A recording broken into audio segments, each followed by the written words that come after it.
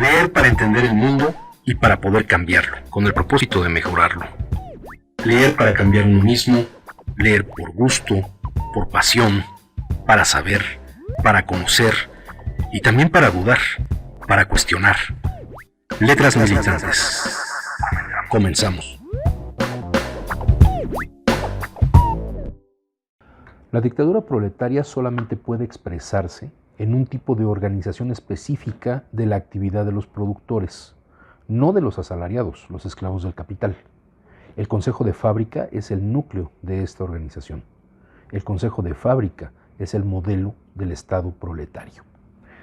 Bienvenidas, bienvenidos nuevamente a Letras Militantes, retomando la lectura de Poder Obrero, Control y Autogestión Obrera desde la Comuna hasta el presente, una estupenda recopilación de Darío Azzolini y Manuel Ness, que ya desde la emisión anterior de Letras Militantes habíamos comenzado para hablar de cómo se percibía y cuál había sido la experiencia material de estas formas de control obrero sobre los medios de la producción en momentos muy específicos de la historia. Habíamos abordado en primer lugar la Revolución Rusa, el cómo se había ido desarrollando este modelo a partir de lo que se concibe desde la propia teoría marxista-leninista como el control de los soviets sobre los medios de producción y la dictadura del proletariado como un paso ineludible para llegar al comunismo, es decir, al control ya colectivo, el control de la población, de los trabajadores y las trabajadoras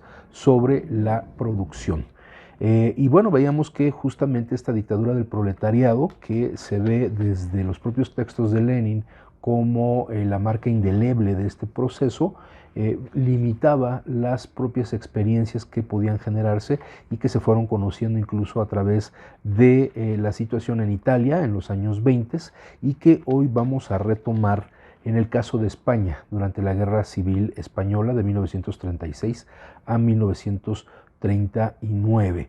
Es importante abordar todas estas formas históricas que ha tenido el control obrero sobre los medios de producción porque pues tal pareciera que la clase obrera está condenada a esta relación obrero-patronal porque es incapaz de administrar los bienes, los medios que el capitalista ha formado para el desarrollo industrial y poder tener una empresa y poder acumular y reproducir capital. Este fracaso de muchas de las experiencias obreras ha tenido más que ver con el desconocimiento de la administración, de cómo diseñar una eficiente estructura administrativa y cómo tener un eficiente desempeño administrativo. Por eso en algunos momentos de la historia se deja toda esa parte de la organización y de la administración del capital a quienes lo estaban administrando antes, a la propia pequeña burguesía, y el control obrero no es absoluto, sino que queda supeditado a un control desde el Estado, como en la experiencia soviética, en donde pues los trabajadores siguen teniendo esta experiencia de subordinación a un jefe, a un mando que no es el que está con ellos en las propias actividades productivas, ¿no? Y ellos pues no toman parte más que muy tangencialmente en la toma de decisiones.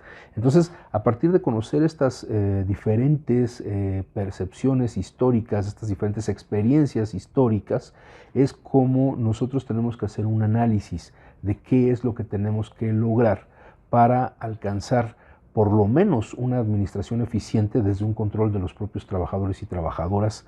En este caso, por ejemplo, hablábamos en la sesión pasada de LF del Centro, de una cooperativa, y esto con miras a la Asamblea General de Socios que tendrá lugar a finales de este mes y para la cual ya fueron electos los delegados de las unidades productivas. Es necesario hacer un análisis muy específico, muy quirúrgico de qué necesidades tiene nuestra cooperativa, cómo podemos reimpulsar nuestro proyecto productivo a través de la cooperativa después de que, bueno, hemos pasado por la mala experiencia de una mala administración que tuvimos, qué alcances se han tenido con lo que va a informar el actual Consejo de Administración, pero sobre todo qué tenemos que transformar de nuestra propia cooperativa para hacerla productiva.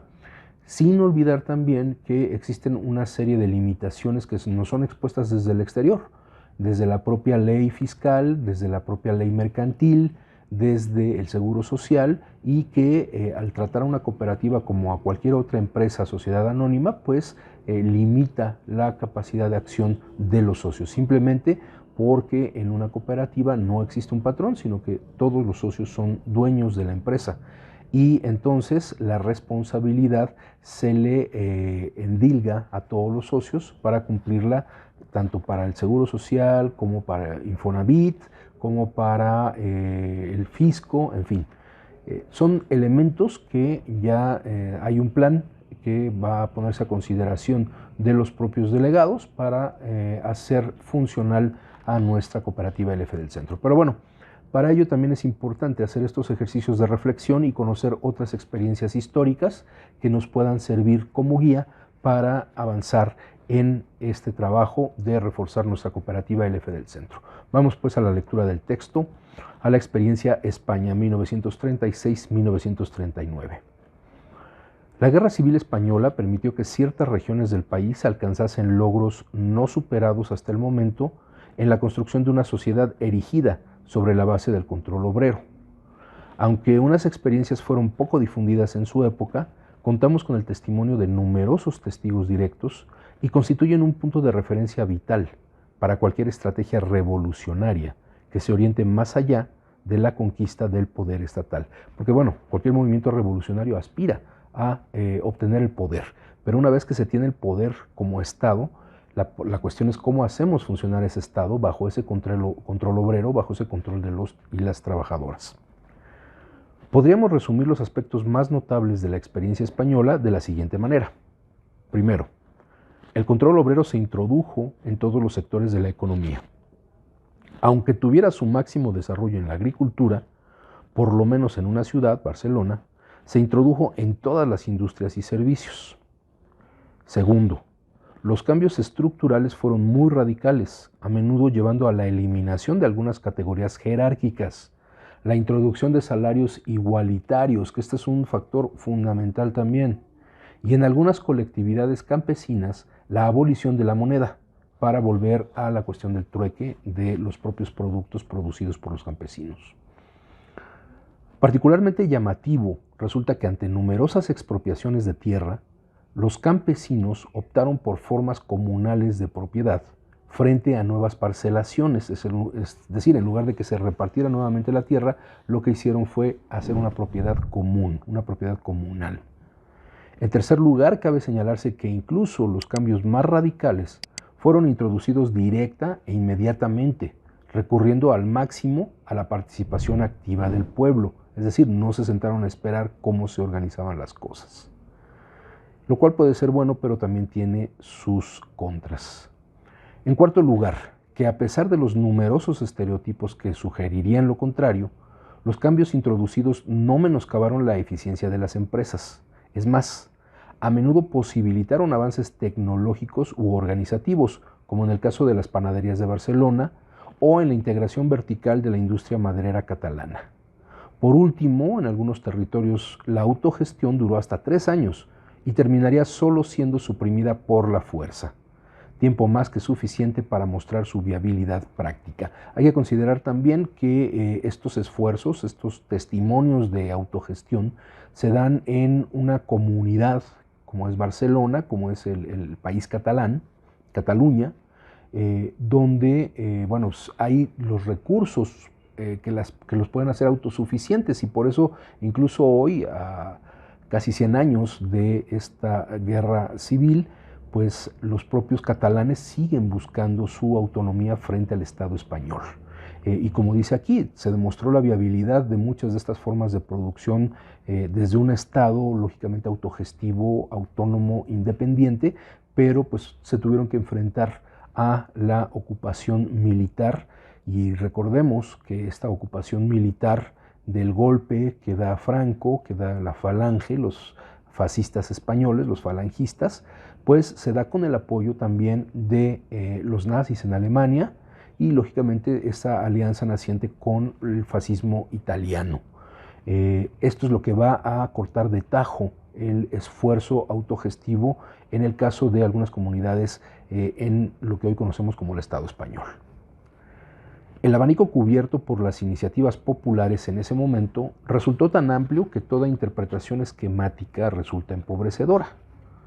Pero aún así intentaremos resaltar algunas características generales.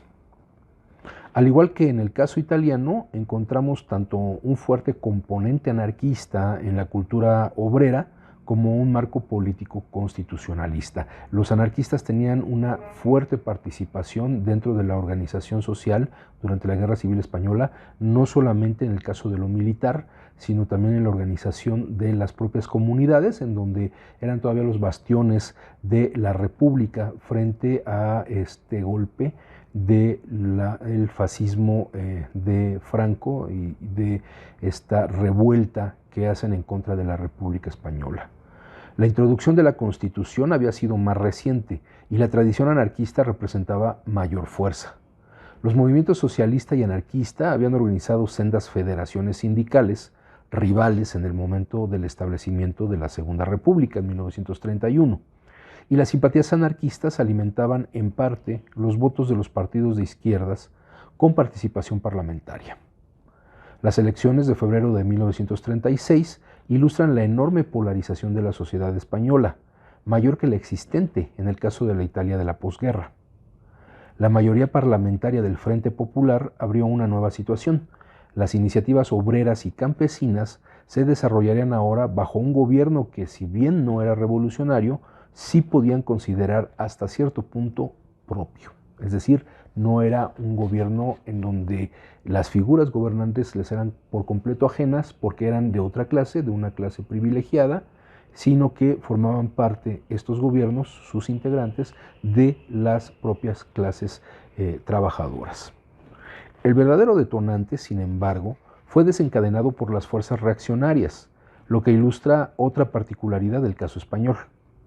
En Italia y Alemania, el fascismo había llegado con el reflujo de la marea alta de la ofensiva obrera, contenida por una burguesía relativamente unida, en el primer caso, en el de Italia, y aplastada por una alianza contra natura entre socialdemócratas y militares, en el segundo caso, el de Alemania. En la España de la década de 1930, la burguesía representaba, en cierto sentido, una clase en ascenso. Un importante sector de la misma se vería representada en el liderazgo del Frente Popular, otra circunstancia inusual en otros países de desarrollo tardío, donde en general la burguesía evitó cuidadosamente cualquier alianza con la clase obrera. Sin embargo, para el resto de las fuerzas dominantes españolas, ese liberalismo de la burguesía republicana no resulta aceptable, ni bajo consideraciones circunstanciales. De ahí la respuesta militar en julio de 1936, de la que pronto emergería el liderazgo del general Franco y que, en comparación con otros levantamientos fascistas, apenas había preparado el terreno en términos de una pacificación previa de las masas, porque el conflicto estaba en sus puntos más álgidos en distintas áreas de España, y también hay que recordar que el enfrentamiento que había entre las propias fuerzas que estaban defendiendo la República, que por un lado eran fuerzas milicias internacionales, muchas de corte anarquista, había fuerzas anarquistas de los propios españoles también en lucha, pero estaba la otra parte del gobierno de la República que traía un fuerte respaldo de la Unión Soviética y traía una línea también de establecer pues la regulación de las propias tropas a partir de lo que planteaba el propio gobierno republicano. Y esto generó un conflicto que es muy recomendable ver una de las películas de este gran director británico. Bueno, él es irlandés, si mal no recuerdo de origen, o escocés, Kenneth Loach, quien hace un recuento muy interesante de la Guerra Civil Española. La reacción popular fue instantánea, masiva y revolucionaria. La resistencia fue mucho más allá de lo que hubiera podido organizar la burguesa Segunda República, y precisamente por ello conllevó la implementación inmediata de medidas que hasta los elementos más progresistas de los partidos gubernamentales concebían solo como posibles en un futuro lejano. La insurgencia militar había resquebrajado la estructura de poder republicana, y en consecuencia, obreros y campesinos se encontraron no solo ante una amenaza mortal, sino también ante una oportunidad nunca imaginada. Su respuesta llenaría de inmediato el vacío. En apenas unas semanas impusieron la colectivización de industrias, servicios y regiones agrícolas en gran parte del este peninsular. Las fuerzas revolucionarias, ahora con comunidades realmente propias que defender, dedicarían desde ahí todos sus esfuerzos a la lucha militar contra el fascismo. El gobierno republicano se hallaba en una encrucijada. Por un lado, sin el contraataque popular, habría caído rápidamente, pero por otro, su identificación con la revolución social iniciada era nula. En consecuencia, mientras movilizaba parte de sus fuerzas para resistir al ejército nacionalista, mandaba otras para contener el movimiento que había posibilitado su supervivencia. Las maniobras contrarrevolucionarias terminarían alcanzando un éxito decisivo con las llamadas Jornadas de Mayo en Barcelona de 1937. La respuesta obrera y campesina también presentaba sus ambigüedades. Su encrucijada era el reverso de la del gobierno. Defendían con tenacidad las conquistas sociales, pero no querían acentuar las divisiones en el seno del frente antifascista. Se aceptaron así exigencias impuestas por sus aliados que llegaron hasta desarmarlos y mermar su potencial aporte militar, que es lo que se ve en esta película de Ken Loach. Podría decirse que incluso durante el primer impulso revolucionario se atisbaba ya cierta resignación. El 21 de julio de 1936, en Barcelona, las milicias obreras armadas recibieron del presidente catalán la propuesta de asumir el poder, pero la rechazaron. Uno de los dirigentes anarquistas explicaría: podríamos haber quedado solos e impuesto nuestra voluntad absoluta, declarando la nulidad del Estado catalán e impuesto como alternativa el verdadero poder del pueblo, pero no creíamos en la dictadura cuando se ejercía en contra de nosotros, y no la queríamos cuando la podíamos ejercer nosotros solamente a expensas de otros. Una reflexión bastante poderosa e interesante desde las filas del anarquismo. A la luz del resultado final del conflicto, la declaración se antoja trágica o absurda. Pero tanto lo trágico como lo absurdo se acentúa al considerar la posición adoptada por quienes sí se centraron en el poder estatal. Mientras los anarquistas luchaban codo a codo con los obreros, pero se negaban a aceptar su mandato, los comunistas dieron la bienvenida a puestos gubernamentales que utilizaron, con un empeño aún mayor que el de sus aliados burgueses, en revertir las conquistas revolucionarias. Pareciera que el muy posterior eurocomunismo de Santiago Carrillo se prefiguraba ya en enero de 1937, a comienzos de su carrera, cuando como secretario general de las Juventudes Comunistas decía: no somos una juventud marxista, luchamos por una república parlamentaria y democrática. Las implicaciones prácticas de declaraciones de este tipo se hicieron manifiestas tras mayo del 37, cuando el gobierno republicano, con participación comunista, inició la restauración sistemática de la propiedad privada en agricultura e industria. Sucedía así cada 2 años antes de la victoria final del fascismo. Esta creencia de que solo a través de las estructuras propiamente burguesas para la administración y el desarrollo de la industria era la única que podía funcionar y no el pleno control de la clase obrera, fue lo que dio al traste con parte de esta revuelta revolucionaria en España. Los obreros y campesinos españoles experimentaron durante la corta vida de la Segunda República una versión intensificada y comprimida de lo sucedido con la clase obrera rusa tras 1917. Sin embargo, los argumentos para justificar la lucha contra el control obrero fueron diferentes.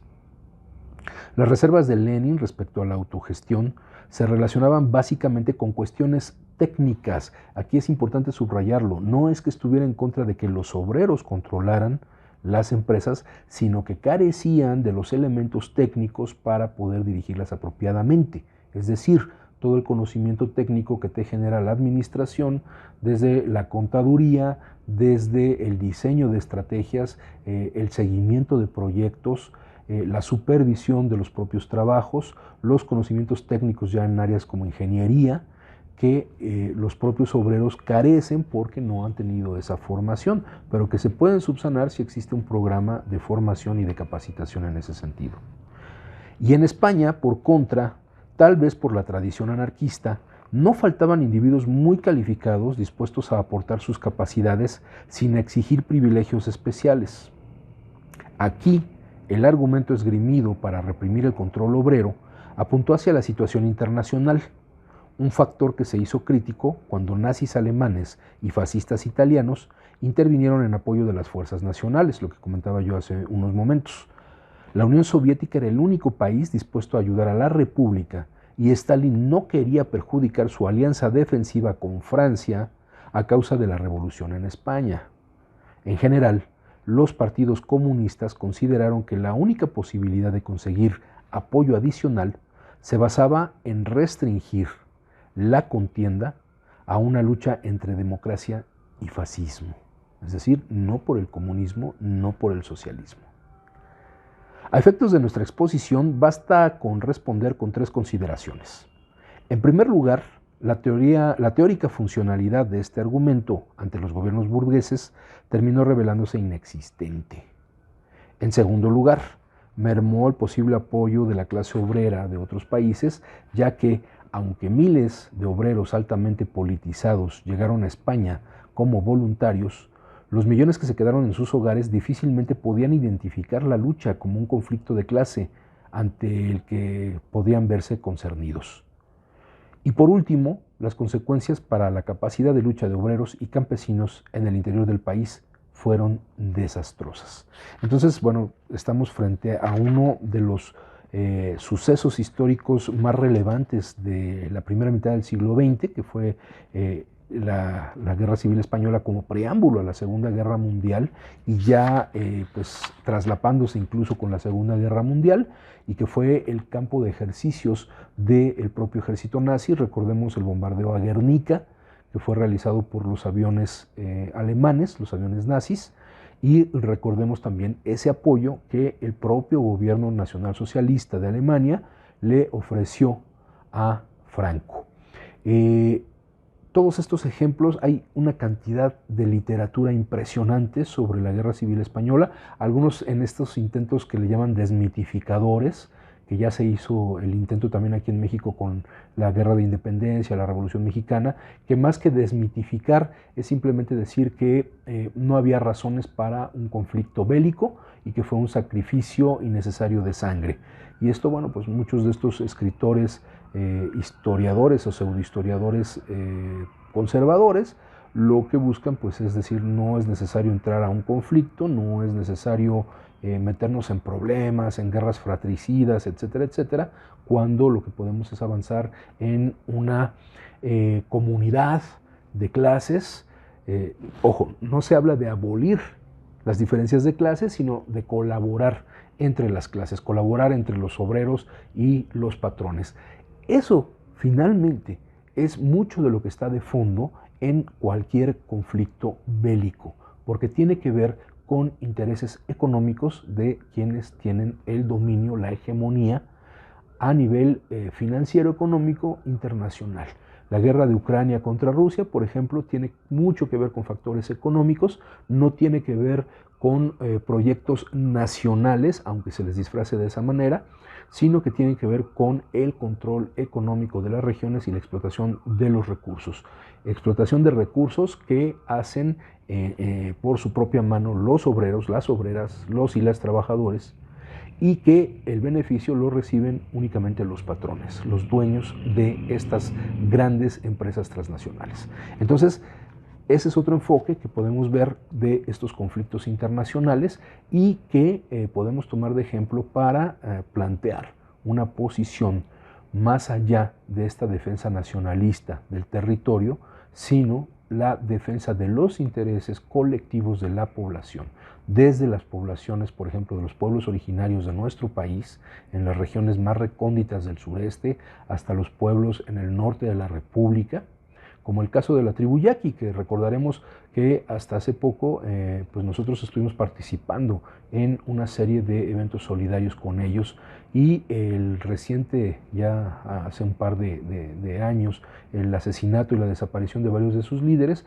ponen nuevamente sobre la mesa esta discusión. A quienes se busca desaparecer del tablero geopolítico, recordemos también los factores geopolíticos que entran en juego, bueno, quienes buscan desaparecerlo son justamente quienes detentan este poder dentro de la estructura de la producción capitalista. ¿Cómo podemos llegar a afrontar esa situación? Bueno, pues es la idea de hacer estas reflexiones a través de las experiencias históricas. Vámonos a una pausa, a la pausa musical, a cargo de nuestro compañero Carlos Villanueva, y regresando continuamos con la lectura de este interesante texto, Poder Obrero, Control y Autogestión Obrera desde la Comuna hasta el presente. En un momento entonces continuamos. Estás escuchando Letras Militantes.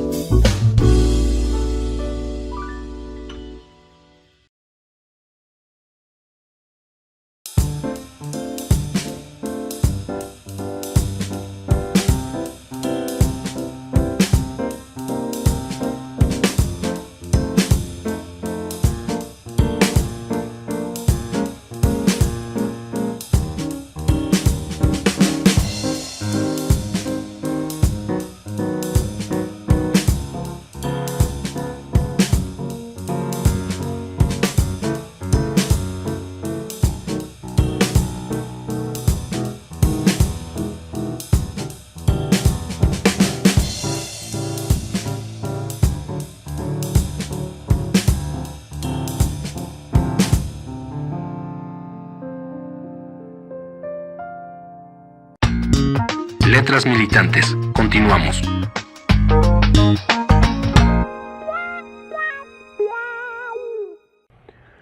Y bueno, ya regresamos de la pausa musical aquí a Letras Militantes para seguir la lectura de este texto sobre el poder obrero. Llama la atención que algunos de los casos destacados que hemos visto hasta este momento tienen que ver principalmente con movimientos revolucionarios armados. El caso de la Revolución Rusa de 1917, el caso de la Guerra Civil Española en el 36, y en el caso particularmente de Italia en los años 20, y vamos a ver ahora el caso de Chile en la década de los 70, tienen que ver más que nada con una oleada de fuerza que se da dentro del movimiento de los trabajadores y trabajadoras organizados, dentro del sindicalismo, que fue pues un factor global que podemos ver que ocurrió en la primera mitad del siglo XX, en las primeras décadas del siglo XX.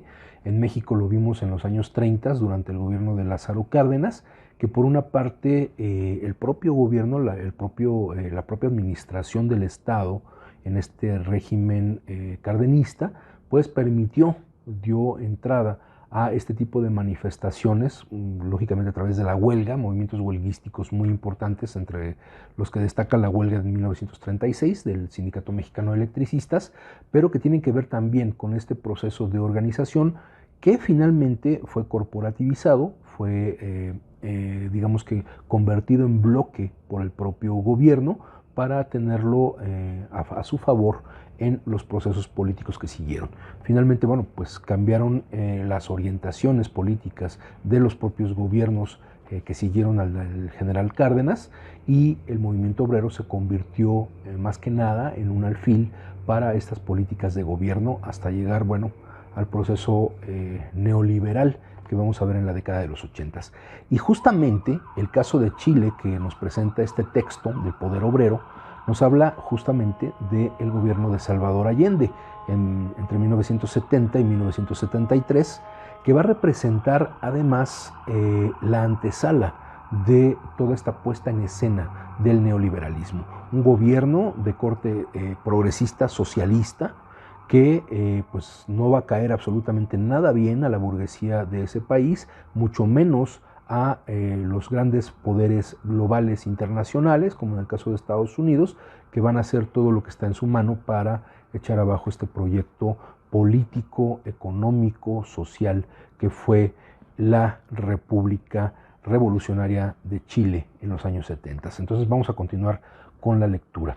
Decía yo que llama la atención que por lo menos dos de los ejemplos que hemos visto hasta ahorita tienen que ver con movimientos revolucionarios, con movimientos armados que cambian radicalmente las formas de gobierno en esos países. El caso de la Revolución Rusa con la llegada de los soviets y el caso de la Guerra Civil Española con la instauración de la Segunda República. Vamos a ver cómo en los casos que no son estrictamente militares, estrictamente bélicos, esto obedeció a una parte fuerte de organización de la clase trabajadora. Chile 1970-1973. El Chile, país de Salvador Allende, puede considerarse un buen paralelo de la España revolucionaria en varios sentidos. El estímulo electoral, las iniciativas obreras, los conflictos en el seno de la izquierda, un apoyo decisivo desde el exterior para la derecha y al final del camino la contundencia de la derrota. Por supuesto, en general Chile nunca dio pasos tan notables como los de España.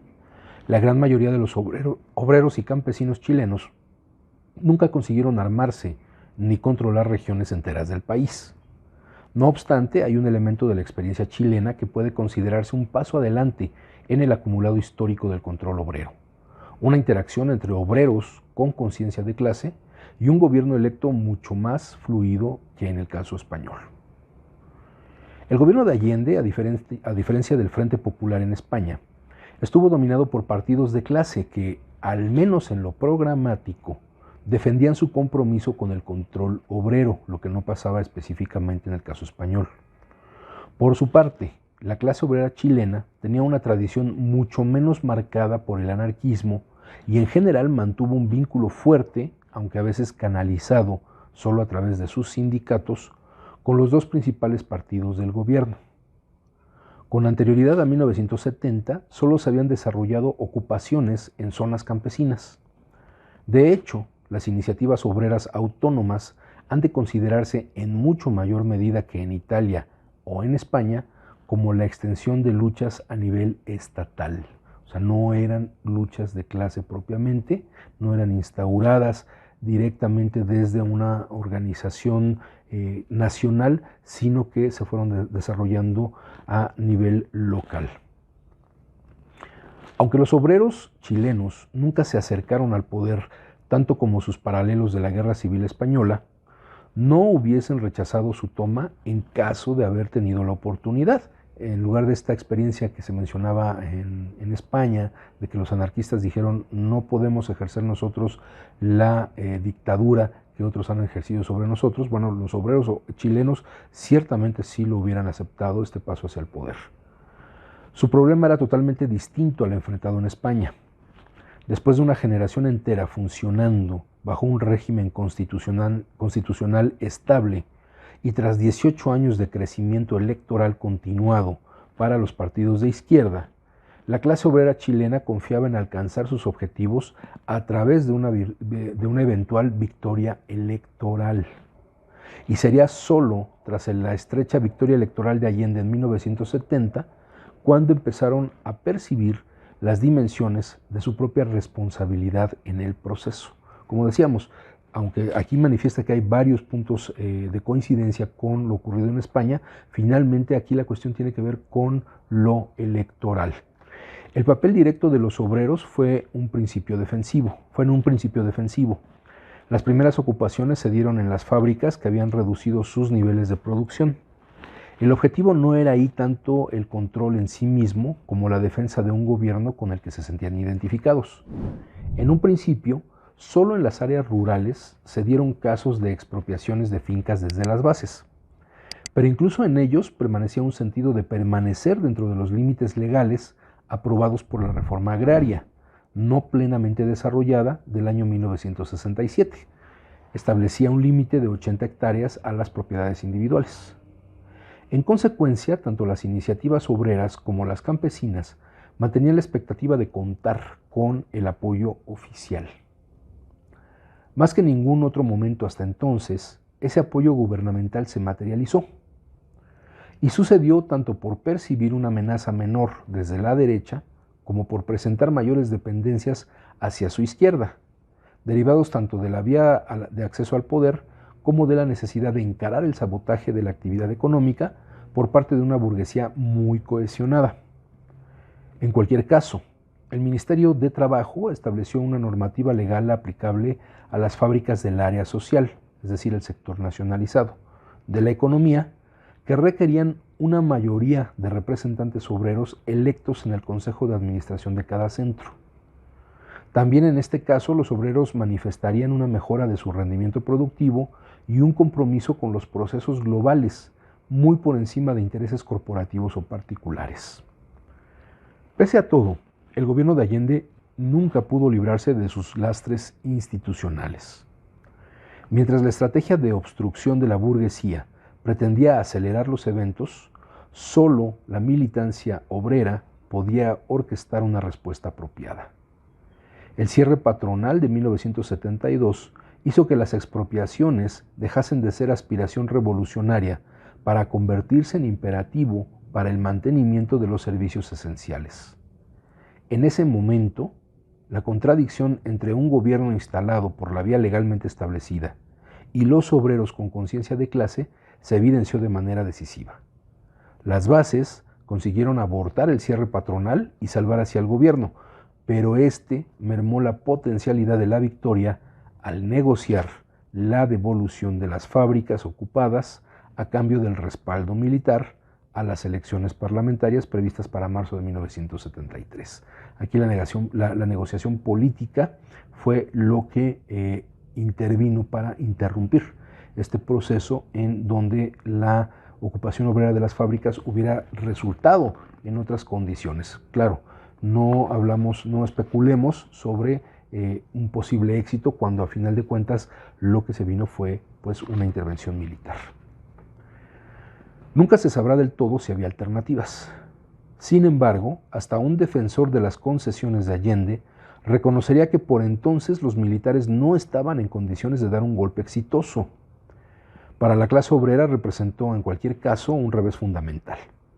Marcó el fin de cualquier impulso gubernamental al control obrero, con excepción de la improvisada respuesta, con nuevas y numerosas ocupaciones, al golpe frustrado de junio de 1973.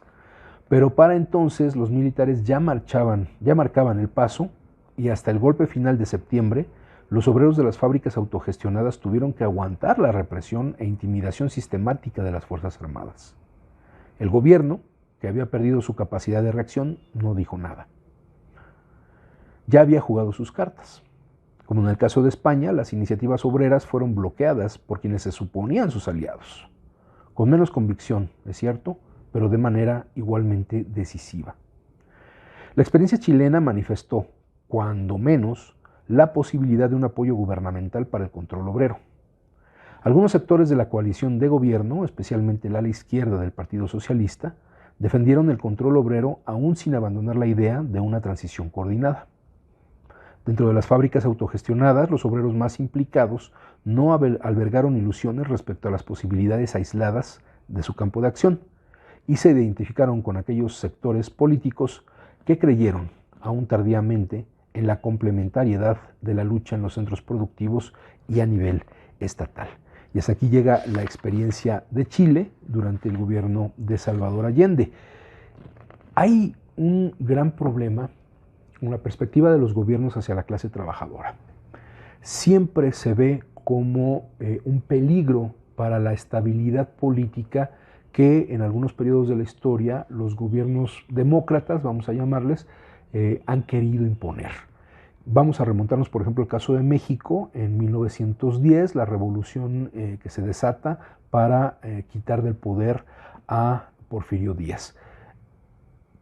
Toda la población, o por lo menos la más activa, la población que participa activamente en la revolución, se une bajo la consigna de sufragio efectivo no reelección. Y con eso avanza esta lucha que finalmente derrota a Porfirio Díaz. Pero ¿qué pasa cuando Madero llega al poder? Hay un impas, una pausa que se genera a nivel nacional en donde no hay un cambio en la estructura de gobierno, no se van todos los porfiristas, se quedan muchos de ellos. El ejército sigue siendo un bastión importante de este poder conservador de la dictadura de Porfirio Díaz. No hay la búsqueda del respaldo propiamente de las trabajadoras y los trabajadores, aunque ya existía un movimiento obrero organizado que todavía no estaba completamente consolidado, ya estaba la Casa del Obrero Mundial. Finalmente no se logra el apoyo de estas organizaciones de trabajadores ni de organizaciones campesinas. El propio Emiliano Zapata le da la espalda a Madero porque Madero le exige que entregue las armas, cuando el olfato militar de Madero, de Zapata, le dice que efectivamente no va a entregar las armas porque esto no ha terminado. El propio Villa también pues se desespera ante las posiciones un tanto permisivas, pasivas del propio Madero.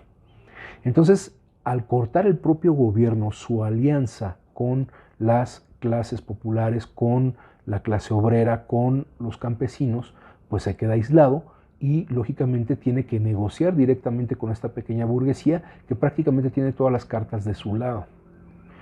Lo que ocurre en el caso de Chile, muy simplificadamente, es que efectivamente el propio gobierno de Salvador Allende corta la relación con esta clase obrera organizada que ya había ocupado las fábricas. ¿Qué hubiera pasado si los propios obreros hubieran tenido un mayor control, si hubieran tenido un mayor escenario en donde impulsar la propia organización obrera? Bueno, no lo sabemos, es especulación, pero necesariamente tiene que ver con una posición que el propio ejército habría tenido que medir con mayor cautela y con mayor cuidado. En ese sentido, todo cambio que busque transformar el país, transformar las condiciones económicas, sociales y políticas de un país, tiene que pasar necesariamente por las reivindicaciones de la clase trabajadora, porque la clase trabajadora es la que sostiene al país, no son los empresarios, no son los grandes millonarios, no son las empresas multinacionales, transnacionales que vienen a instalarse en nuestro territorio a explotar sus recursos.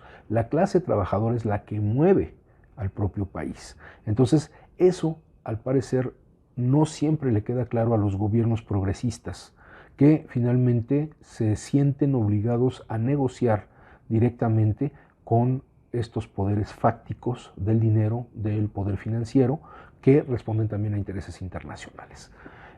Casos ha habido materialmente distintos, pero bueno, de ellos ya hablaremos en otra ocasión, porque lo que tenemos que pensar acá es cómo el poder obrero puede instaurarse en un momento como el del México actual, el de la denominada Cuarta Transformación.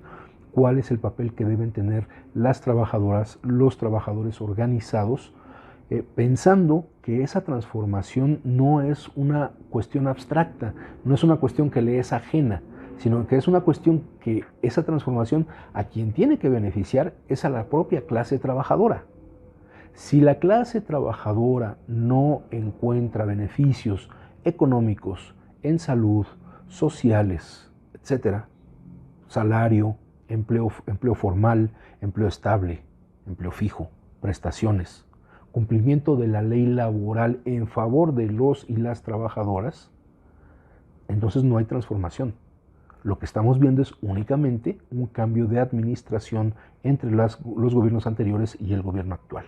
Tiene que haber una mayor participación de las y los trabajadores, y esto no sería suficiente con programas asistenciales, porque estos programas asistenciales dependen de un flujo de dinero que, si no se tiene una planta productiva, que si no se tiene una autonomía, una soberanía en materia energética, alimentaria y financiera, no se puede sostener por mucho tiempo. Y efectivamente tienen que venir las negociaciones con esta burguesía, que puede decir: esta parte ya no la vamos a alimentar, esta le vamos a dar recursos por un tiempo, pero finalmente lo que cuidan son sus propios ingresos. Entonces, ¿cómo nos planteamos esta acción desde los propios trabajadores, desde las propias trabajadoras? Bueno, tenemos que pensar colectivamente.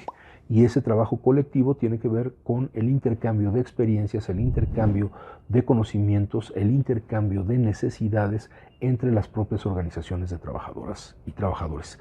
Ya decíamos en el programa anterior que la modificación a la Ley Federal del Trabajo, el 1 de mayo del 2019, tiene que ver mucho con las experiencias recientes de la clase trabajadora y de las experiencias de los sindicatos en los últimos 30 años, y particularmente pesa la experiencia del Sindicato Mexicano de Electricistas en esta construcción de la legalidad laboral. ¿Por qué? Porque cuando se habla de estos procesos de legitimación de contratos colectivos, de estos procesos de legitimación de las direcciones sindicales, de hacer patente el voto universal, individual, libre, secreto y directo de los y las trabajadoras, Bueno, pues tiene que ver con una experiencia histórica del ESME. Nosotros vivimos esa experiencia, la hemos vivido durante más de un siglo en los procesos de elección de nuestras direcciones.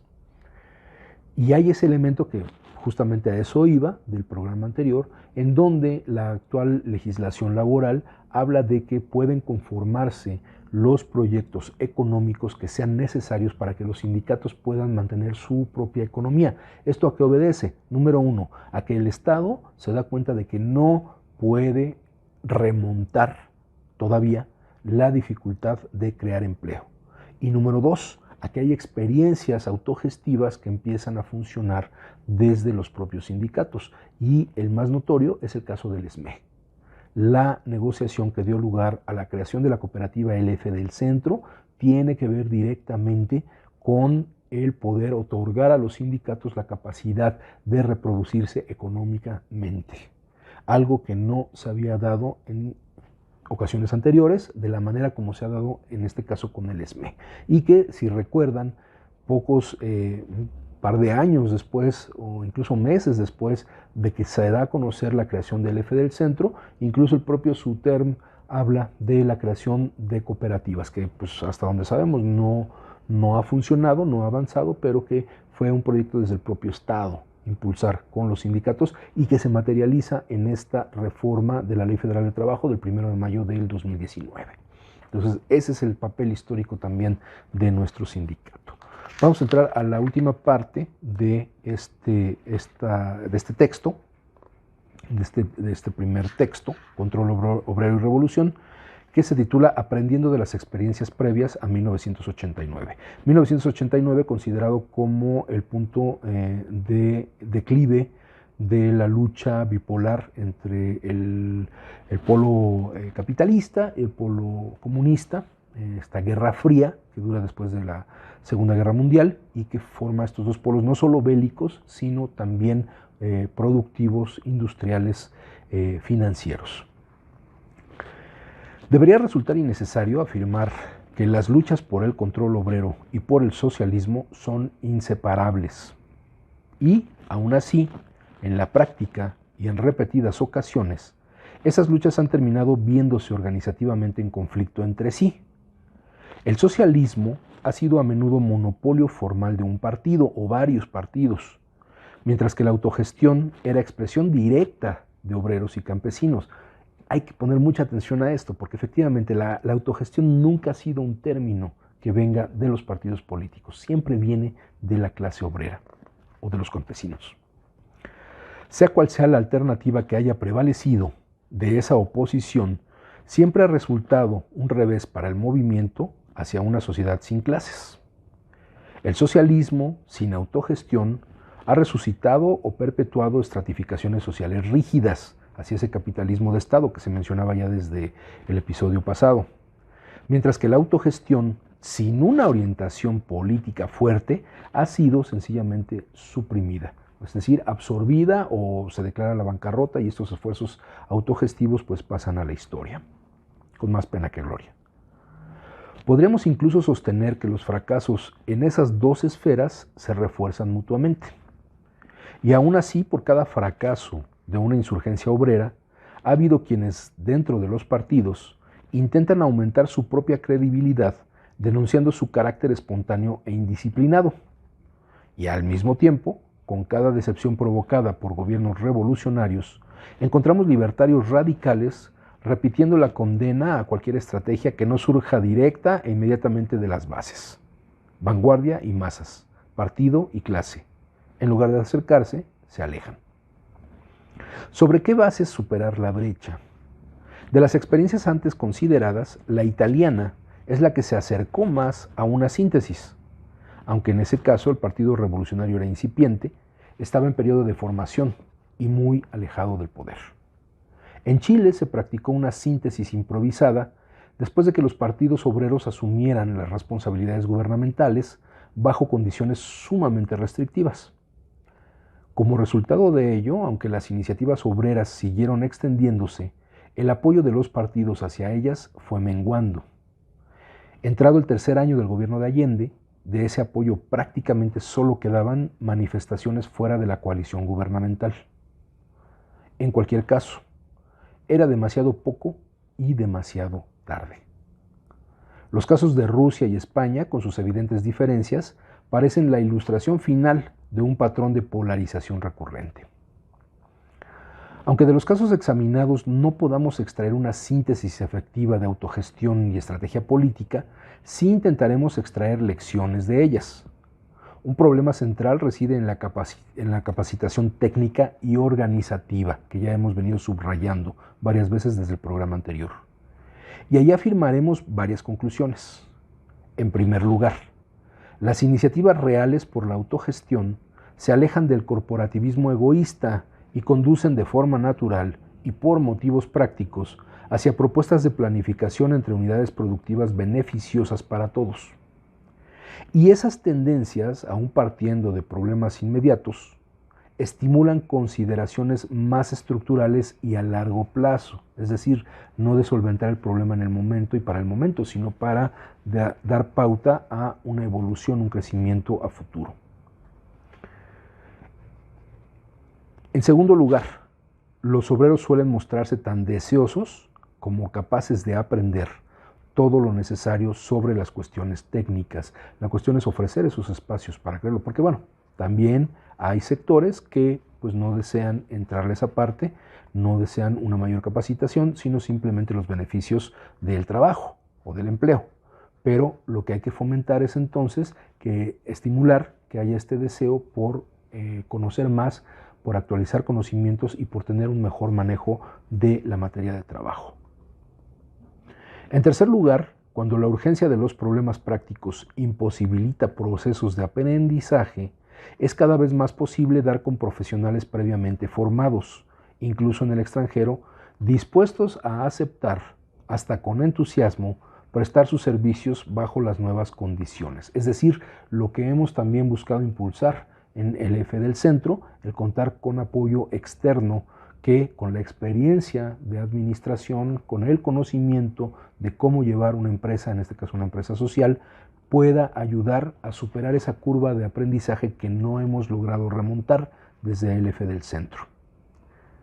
Finalmente, mirando hacia el futuro, debemos reconocer que la tecnología no es exactamente un factor independiente.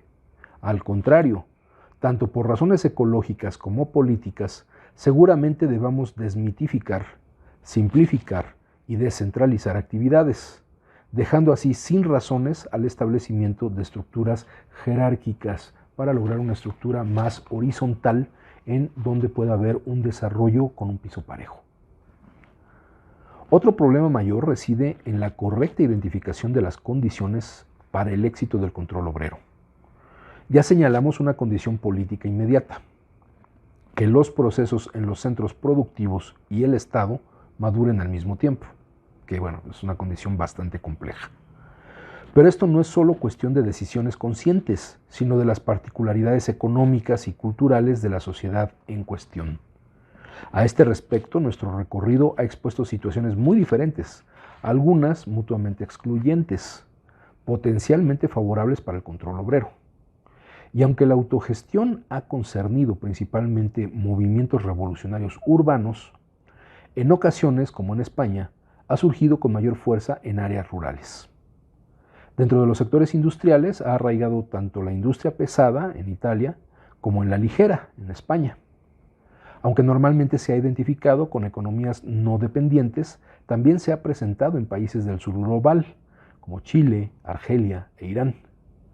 Dentro de Europa, aun cuando las iniciativas más radicales han llegado en situaciones de menor desarrollo económico, como España y Portugal, el potencial para el control obrero se ha evidenciado incluso en países con un estado de bienestar avanzado, como Suecia.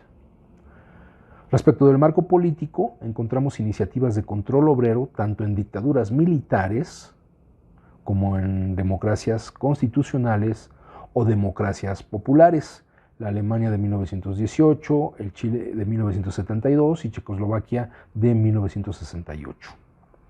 Y también varían considerablemente las circunstancias concretas de paz o guerra, crisis económica o no, amenazas fascistas.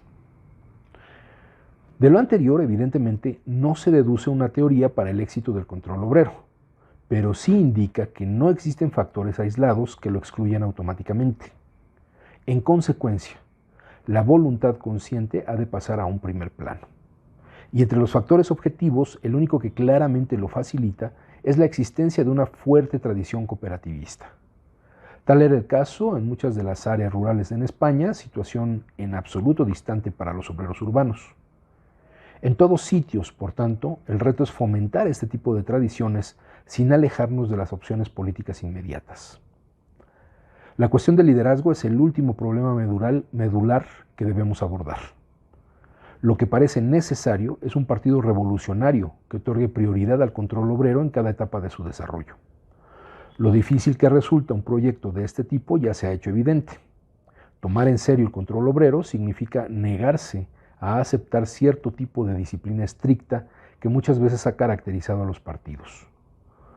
Por otro lado, desde el lugar de trabajo, considerarse revolucionario significa aceptar que existe un mundo más allá del trabajo mismo, donde hace falta desarrollar la política, que esa es una de las grandes afectaciones que hemos tenido con el desarrollo de nuestro propio conflicto. Si en un momento dado el conflicto del ESME hubiera tenido o hubiera generado un nivel mucho más grande del que se tiene de el contexto general en el que vivimos los trabajadores y trabajadoras mexicanos, hubiera sido o sería más fácil encontrar formas de alianza y formas de trabajo colectivo, colaborativo, solidario, que nos permitieran avanzar.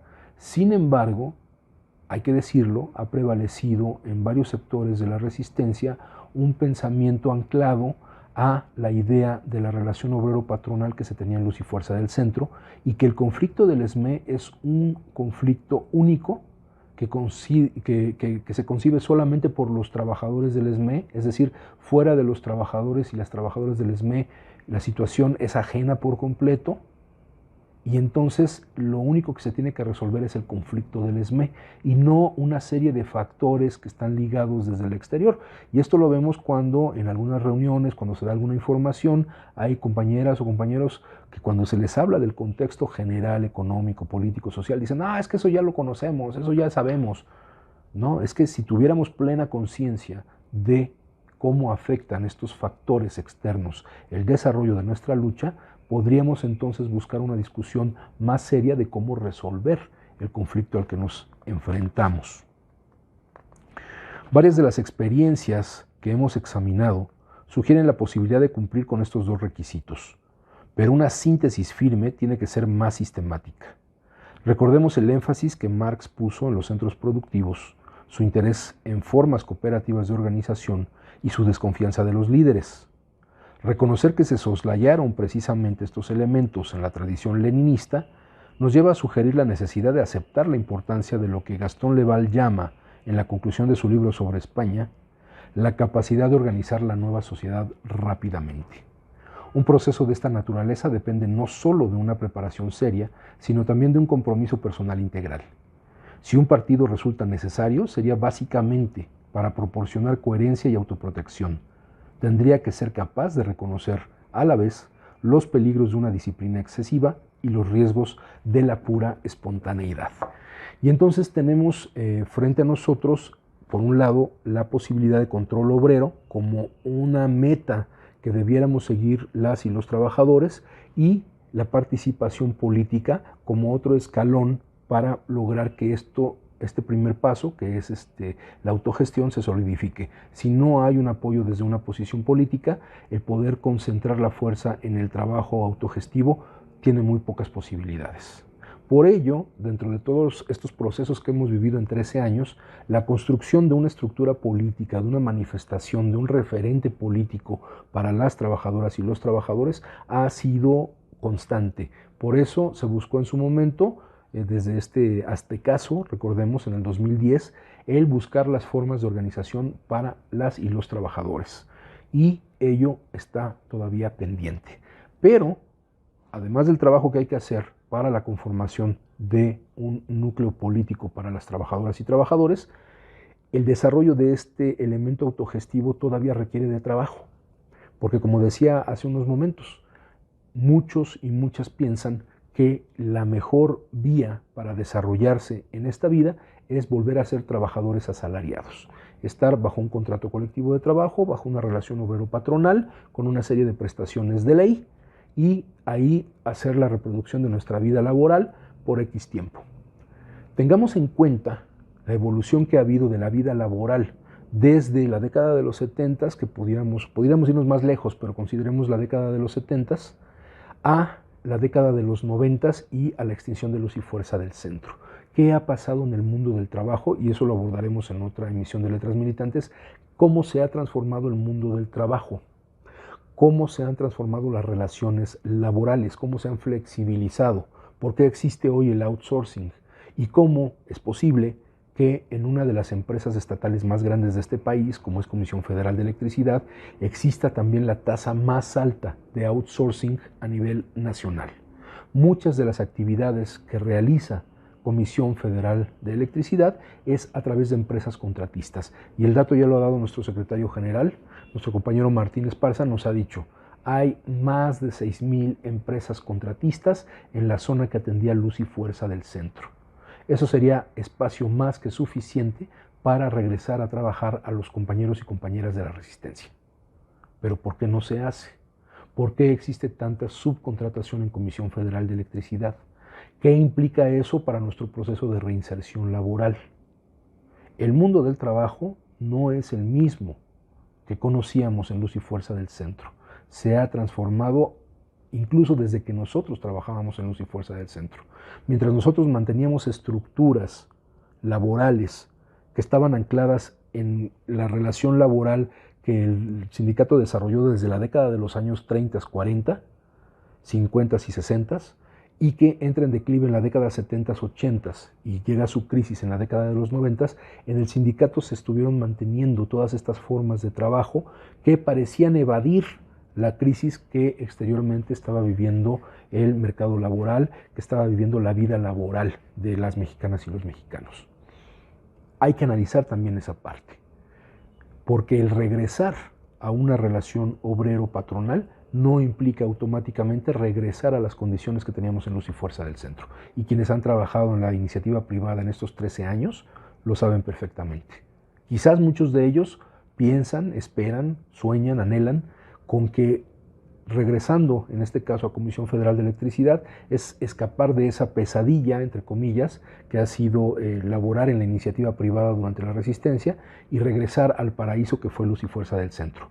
Pero seamos conscientes de que las cosas ya no son así.